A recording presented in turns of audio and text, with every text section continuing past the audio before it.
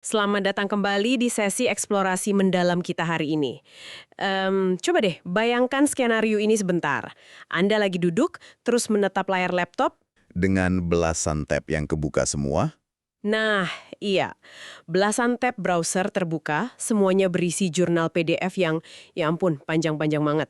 Anda udah baca berjam-jam, mata mulai pedih, terus. Terus Anda baca paragraf yang sama sampai 5 kali. Bener banget. Dibaca ulang terus, tapi entah gimana nggak ada satupun informasi yang nempel di otak. Terus tibalah momen horornya. Momen buka dokumen kosong. Iya, dokumen Word kosong buat mulai nulis tinjauan literatur, Anda cuma ngeliatin kursor yang kedap-kedip itu, dan pikiran langsung kosong, blank. Writer's block yang super parah ya. Writer's block. Kedengarannya sangat familiar kan buat Anda yang lagi dengerin ini? Sayangnya sih terlalu familiar ya. Dan wawasan awal yang mau kita bongkar hari ini tuh lumayan mengejutkan. Bagaimana kalau writer's block yang Anda alami saat mau nulis itu sebenarnya bukan karena kurang motivasi. Oh, bukan karena lagi nggak ada ide? Bukan. Bagaimana kalau itu murni karena teknik membaca Anda yang ya bisa dibilang berantakan sejak halaman pertama? Wah, mari kita bedah ini, karena ini bisa ngerubah cara kita kerja banget. Hari ini kita punya tumpukan catatan dari modul disertasi pascasarjana, termasuk panduan dari Philip Chong Hoshon dan Dr. Shehin Katipyoir ambil. Catatan yang sangat tajam harus saya bilang. Betul. Misi sesi kita hari ini jelas ya. Kita mau ekstrak intisarinya, ngebongkar rahasia gimana sih baca artikel akademis yang efisien, dan gimana nulis tinjauan literatur yang mematikan tanpa bikin Anda stres. Tanpa merasa kewalahan. Tepat. Jadi kita mulai aja dari akar masalahnya. Kesalahan fatal yang sering kita lakuin pas lagi baca. Akar masalahnya ini seringkali niatnya udah salah dari awal. Modul ini tuh menyoroti kebiasaan buruk kayak yang pertama itu kebiasaan membaca pasif. Membaca pasif, gaya rebahan gitu ya. Nah iya, couch potato reading. Ini tuh momen pas Anda buka jurnal padat, tapi bacanya santai banget, kayak lagi baca novel misteri mau tidur. Nggak interaktif sama teksnya. Betul, akibatnya pikiran Anda pasti bakal ngembara kemana-mana. Saya sering banget nih ngalamin membaca mengembara ini. Mata gerak ke bawah halaman, tapi otak malah mikirin. Mikirin nanti makan malam pakai apa kan? Iya, mikirin menu makan malam. Tidak-tidak udah halaman 10 aja, tapi nggak tahu apa yang terjadi di 9 halaman sebelumnya. Itu jebakan pertama. Terus ada jebakan kedua, yang kayaknya semua mahasiswa pernah lakuin ini. Penyakit penyalahgunaan stabilo. Oh, diwarnain kuning semua kertasnya. Bener banget. Sindrom ini tuh nipu banget karena ngasih Anda ilusi kalau Anda lagi belajar. Merasa produktif karena halamannya jadi warna-warni. Padahal Coba kita logis dikit ya. Kalau Anda nyoroti hampir setiap kalimat di satu paragraf, pada akhirnya nggak ada yang menonjol. Ngasih garis bawah seluruh halaman itu efeknya sama kayak nggak garis bawahi apa-apa. setuju. Itu kan kayak kita cuma mindahin informasi dari kertas putih ke kertas kuning, tapi nggak dipindah ke otak kita. Tepat. Anda cuma nunda kebingungan buat nanti pas mau nulis. Terus solusinya apa nih? Nah, disinilah sistem kode rahasianya Philip Chong masuk ya kan? Aturan pertamanya simple banget. Jangan pernah baca tanpa pena di tangan. Atau alat anotasi kalau bacanya di PDF. Sean ini ngusulin sistem kode singkatan di margin buat metain isi artikel secara cepat. Mari kita urai kode-kode ini. Yang pertama itu WTD. What they do. Apa yang mereka lakukan. WTD ini pada dasarnya kompas Anda. Kompas gimana tuh maksudnya? Jadi pas buka artikel, hal pertama yang harus dicari adalah klaim utamanya. Pertanyaan penelitiannya apa? Dan Anda nggak perlu nebak-nebak, biasanya penulis nulis ini jelas banget di abstrak atau paragraf awal. Oh, kalimat kayak penelitian ini bertujuan untuk gitu ya? Benar. Atau dalam makalah ini kami mengeksplorasi. Nah, pas ketemu kalimat emas itu, langsung aja tulis WTD di margin sebelahnya. Udah kekunci deh tujuan utamanya. Logis sih, jadi nanti nggak usah baca ulang seluruh pendahuluan, mata langsung nyari tulisan WTD di pinggir. Menghemat waktu banget. Terus kode kedua, ini yang paling penting sebenarnya. Gap, celah penelitian. Ini favorit saya, soalnya nyari gap ini kadang agak susah. Momen dimana penulis tuh kayak nunjuk ke penelitian sebelumnya, terus bilang, ada yang kurang nih di sini. Dan bisa ngidentifikasi gap ini tuh kunci buat paham kenapa jurnal itu berharga. Setiap jurnal kan harus punya alasan buat eksis. Kenapa sih peneliti ngabisin waktu bertahun-tahun buat neliti ini? Biar nggak cuma ngulang yang udah ada kan? Ya. Jadi latih mata Anda buat nyari frasa kayak, namun penelitian sebelumnya belum membahas. Atau sedikit yang diketahui tentang hal ini. Gap ini tuh jawaban langsung buat pertanyaan sinis. Terus kenapa kalau penelitian ini ada? So what gitu kan? Kalau nggak ada gap, ya buat apa dipublikasiin? Oke, kita punya tujuan dan celahnya. Terus kita masuk ke kodenya yang buat temuan ROF. Results of findings. Kalau lagi baca kesimpulan nemu kalimat, data kami menunjukkan bahwa ya tinggal tulis ROF di sebelahnya, sesimpel itu. Nah, kode keempat ini yang paling butuh nyali nih. POC. Point of critic. Titik kritiknya. Ini emang sering bikin mahasiswa keder ya. Banyak yang kena imposter syndrome, ngerasa aduh, siapa saya berani ngeritik profesor yang udah nulis puluhan jurnal. Padahal kata panduannya nggak boleh gitu ya. Sama sekali nggak boleh. Penulis jurnal tuh manusia. Nggak ada studi yang sempurna. Kalau Anda baca terus ngerasa, kok sampelnya dikit banget? Atau ada variabel penting yang jelas-jelas kelewat? Langsung tulis POC gede-gede di marginnya. Tepat.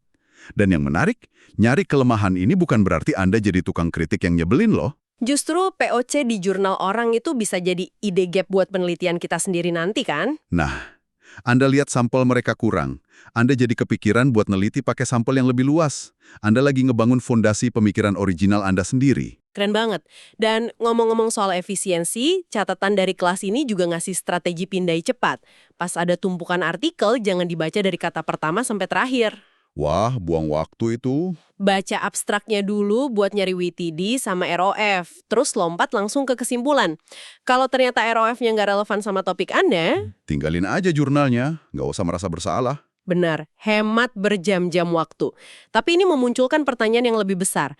Kalau cara bacanya udah gitu, berarti pas nulis tinjauan literatur kita nggak boleh bikin kayak daftar belanjaan dong. Iya, kayak laporan buku zaman SD gitu kan. Kayak cuma ngelis penulis A bilang gini, penulis B bilang gitu. Kita kan sebenarnya lagi metain perdebatan mereka ya. Analogi yang dipakai Dr. Katipo Arimil itu jelas banget. Tinjauan literatur bukan ringkasan beruntun. Dan bukan juga keranjang sampah buat ngebuang semua kutipan yang Anda nemu.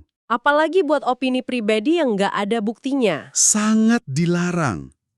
Tinjauan literatur itu sebuah argumen. Bayangin aja kayak Anda lagi ada di pesta makan malam akademis yang lumayan riuh. Saya suka banget analogi pesta makan malam ini. Jadi kita bukan tamu yang mojok di pojokan nyatot omongan orang. Bukan. Anda itu tuan rumahnya. Tuan rumah yang pinter. Anda yang mandu percakapannya. Anda harus nunjukin gimana tamu A itu ternyata diam-diam setuju sama tamu B. Tapi tamu C tiba-tiba ngebantah mereka berdua karena metodologinya beda. Tepat. Atau tamu D yang ngambil ide mereka terus diaplikasiin ke budaya yang beda. Anda yang nenun omongan mereka jadi satu narasi. Nah, buat nenun narasi ini biar pembaca nggak pusing, si Philip Schoen ngasih rumus rahasia, alur yang super logis. Singkatannya itu SPL, masuk ke CPL, terus ke gap, lanjut WTD, dan ditutup pakai ROF. Kedengarannya rumit ya akronim semua. Makanya, mari kita urai pelan-pelan, mulai dari SPL. Summary of Previous Literature. Ringkasan literatur sebelumnya. Ini tahap awal di mana Anda naruh dasar pijakan. Anda ceritain apa aja sih yang udah diketahui sama para ahli di bidang ini? Nyiapin panggungnya lah ya. Setelah kita kasih tahu apa yang orang tahu lewat SPL, kita masuk ke CPL. Critique of Previous Literature. Disinilah Anda mulai nyerang pijakan tadi. Anda tunjukin kalau pemahaman yang sekarang ini tuh ada cacatnya, ada biasnya, atau batasannya. Dan serangan CPL ini otomatis ngelahirin gap kan? Betul sekali. Begitu Anda nunjukin ada cacat metodologis di literatur sebelumnya, otomatis Anda udah ngebuktiin ada lubang besar yang belum diisi. Itulah gap. Yang bawa kita langsung ke WTD, what they do. Tapi karena ini tulisan Anda sendiri, jadinya what you do. Anda masuk kayak pahlawan bilang, karena ada lubang ini, maka ini yang akan saya lakukan buat ngisinya. Argumen yang sangat meyakinkan. Dan ditutup dengan ROF, temuan Anda sendiri. Logis banget. Pembaca diajak jalan-jalan dari sejarah masalah, cacatnya di mana, lubangnya di mana, rencana ngisinya gimana, sampai buktinya. Pembaca nggak bisa nggak setuju. Mau nggak mau mereka harus ngakuin penelitian Anda itu penting. Tapi jujur aja nih, ngebangun argumen dari puluhan jurnal kayak gitu kan capek banget ya. Butuh tenaga kognitif yang luar biasa. Makanya godaan terbesarnya di zaman sekarang itu AI. Kenapa nggak suruh ChatGPT atau AI lain aja yang baca, ngerangkum, terus nyari benang merahnya? Kan cepet banget. Nah, disinilah Dr. Katipuer ambil ngasih peringatan yang keras banget di modulnya. Oh ya, dilarang ya? Dilarang keras pakai platform AI buat pencarian literatur, apalagi analisis. Kenapa tuh? Bukannya AI sekarang udah canggih banget? Yang menarik di sini tuh alasan teknisnya. Dr. Katipuer ambil bilang, platform AI akademis yang paling mutakhir sekalipun, akurasinya tuh cuma sekitar 70% saat ini. Cuma 70%. Berarti ada margin error 30% dong? Iya, dan di dunia akademik, bertaruh sama margin kesalahan 30% itu sama aja bunuh diri intelektual. AI itu sering halusinasi, Halusinasi gimana? bikin kutipan palsu, Bisa. bikin kutipan yang nggak pernah ada, atau salah nafsirin temuan utama jurnalnya. AI kan intinya cuma mesin statistik yang nebak kata berikutnya. Dia nggak ngerti apa yang dia tulis. Sama sekali nggak. AI nggak bisa ngerasain kalau argumen dari penulis A itu ternyata punya bias budaya yang tersembunyi. Kemampuan analisis kritisnya nol ya? Berarti memang harus balik ke cara tradisional.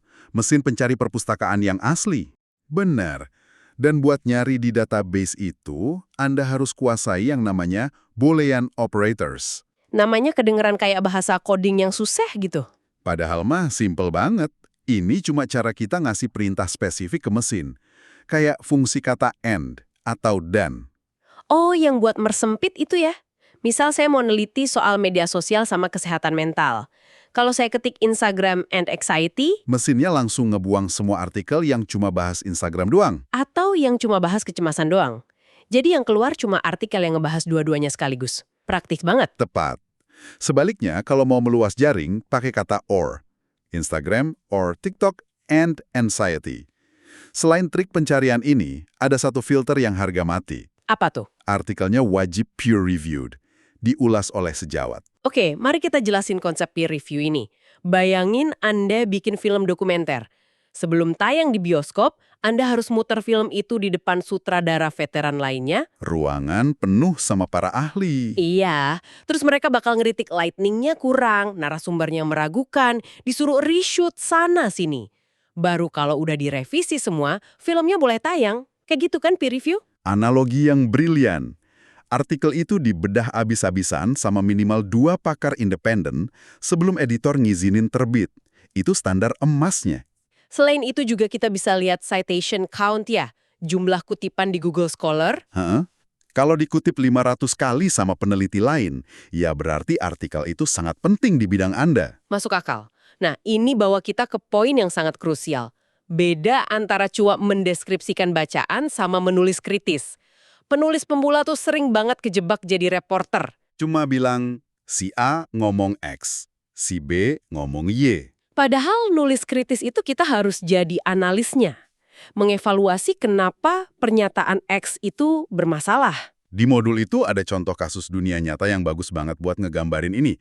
Dokumen e-learning tahun 2003 dari Menteri Pendidikan Charles Clarke. Wah, gimana tuh contoh deskriptifnya? Kalau penulis yang cuma mendeskripsikan, mereka nulis gini. Menteri Pendidikan mendefinisikan e-learning sangat sederhana. Jika seseorang belajar menggunakan teknologi informasi, mereka menggunakan e-learning.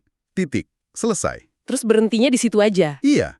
Anda emang ngebuktiin kalau Anda udah baca, tapi nggak ada nilai intelektualnya. Padahal definisinya kan luas banget ya. Kalau saya belajar masak dari YouTube sambil berdiri di dapur, masa itu dihitung e-learning versi kementerian? Nah, penulis yang kritis nggak bakal ngebiarin kutipan itu lewat gitu aja. Mereka bakal nambahin kalimat evaluasi setelah kutipan itu. Kayak gimana tuh evaluasinya? Mereka nambahin, sayangnya, definisi ini menderita karena kurangnya kejelasan. Ini mencakup segalanya, dan karena itu tidak membantu memahami apa yang sebenarnya termasuk e-learning dan apa yang tidak. Wah, disinilah bagian yang sangat menarik. Cuma modal nambahin satu kalimat evaluasi panjang itu, wibawa tulisannya langsung berubah total. Berubah drastis. Penulisnya nggak lagi jadi reporter yang patuh. Tapi jadi pemikir independen. Secara harfiah membongkar definisi menteri, ngakui kelebihannya yang ringkas, tapi langsung ngehajar kelemahan fatalnya. Definisi yang mencakup segalanya itu pada dasarnya nggak mendefinisikan apa-apa. Dan ingat nggak sama kode POC yang kita bahas di awal? Titik kritik tadi ya? Ya, kalau Anda pakai POC pas baca, kalimat kritis kayak gitu bakal muncul otomatis pas nulis. Oh iya bener, pas baca udah dicoret-coret di margin, ini definisinya terlalu luas. Pas nulis tinjauan literatur, Tinggal ngembangin coretan margin itu jadi analisis yang tajam. Logika yang rapi banget. Terus sekarang pertanyaan terakhirnya nih, gimana kita nata semua bahan ini jadi satu argumen utuh? Ada beberapa cara. Bisa metodologis, dikelompokin dari studi kualitatif terus ke kuantitatif. Bisa kronologis, dari dekade ke dekade. Tapi yang paling sering dipakai dan paling kuat itu tematik. Berdasarkan tema ya? Betul. Anda nyusun draft berdasarkan ide utama yang melintasi berbagai literatur. Panduan ini ngasih contoh yang relevan banget soal struktur tematik. Topiknya tentang Instagram dan kecemasan. Gimana tuh alurnya? Jadi bukannya ngebahas studi A terus studi B. Kita bawa pembaca dari tema 1, misal literatur teori perbandingan diri, terus mengerucut ke tema 2, media sosial sebagai ruang pertunjukan, terus ke tema 3, bukti empiris kecemasan itu muncul. Baru deh masuk tema 4, ngehajar masalah metodologi studi-studi sebelumnya. Menyoroti cacatnya ya. Nunjukin kalau 90% studinya cuma mensurvei mahasiswa di negara barat. Ujung-ujungnya secara logis ngarah ke gap kita, yaitu perlunya narasi dari kelompok non-barat. Boom! Langsung kelihatan kan riset kita butuhnya di mana? Penjelasan yang luar biasa hidup. Dan kalau kita tarik ini ke gambaran besarnya ya, ke dunia nyata, di awal kuliah kan dosen Anda nyebutin peluang kerja kayak victim support atau jadi pekerja sosial. Iya, saya juga mikir kenapa hal-hal praktis gitu disandingin sama teori nulis jurnal. Karena di dunia nyata, manajer Anda nggak peduli berapa banyak halaman yang bisa Anda hafal. Mereka cuma peduli apakah Anda bisa lihat masalah tersembunyi di suatu kebijakan. Tepat. Di sektor publik atau amal, Anda harus baca laporan tebal, ngidentifikasi biasnya, lihat siapa yang dirugikan sama kebijakan itu. Itulah gapnya di dunia nyata. Iya. Dan menyintesis argumen buat memperbaiki sistem. Keterampilan nulis tinjauan literatur ini tuh simulasi buat jadi problem solver di masyarakat. Merinding sih ini dengernya, cara yang luar biasa buat merangkai semuanya. Jadi, mari kita rekap buat Anda yang lagi mendengarkan. Pertama, berhenti baca pasif gaya rebahan. Buang stabilo Anda. Mulai pakai pena. Gunakan kode WTD buat ngunci tujuan utama, dan gap buat nemuin lubang. Pas mulai nulis, jadilah tuan rumah pesta makan malam. Sintesiskan sumber Anda jadi percakapan akademis. Jangan pakai AI buat analisis. Pastikan jurnalnya diulas sejawat. Dan beranilah mengkritik. Dan balik lagi ke horor di awal tadi ya, kursor kedap-kedip dan writer's block itu. Kalau Anda nggak bisa nulis satu kalimat pun, jangan nyalahin kecerdasan Anda. Periksa sistem Anda. Bikin lembar organisasi. Reading Code Organization Sheet atau RCOS dari Sean, kayak cuma spreadsheet Excel sederhana kan? Bikin kolom penulis, tahun, terus kolom WTD, ROF, GAP, POC. Pas semua catatan udah rapi di satu layar, nulisnya pasti ngalir sendiri karena tinggal ngerangkai argumen. Peta argumennya udah di ujung jari. Keren. Setiap studi di luar sana, sebrilian apapun yang bikin, pasti punya batasan. Kebenaran di dunia akademik dan profesional itu bukan buku yang udah tamat ditulis. Ini percakapan besar yang masih terus jalan. Masih terus diperdebatkan. Nah, pertanyaan menantang buat Anda renungkan hari ini adalah, mengingat setiap argumen pasti punya celah mana yang mau Anda isi selanjutnya? Pertanyaan yang bagus. Terima kasih udah menemani kami mengurai wawasan tajam ini hari ini. Semoga Anda merasa terdorong buat menaklukkan tumpukan bacaan Anda, terapin kode rahasianya, dan sampai jumpa di sesi eksplorasi mendalam kita selanjutnya. Teruslah membaca dengan kritis. Dan menulis dengan berani.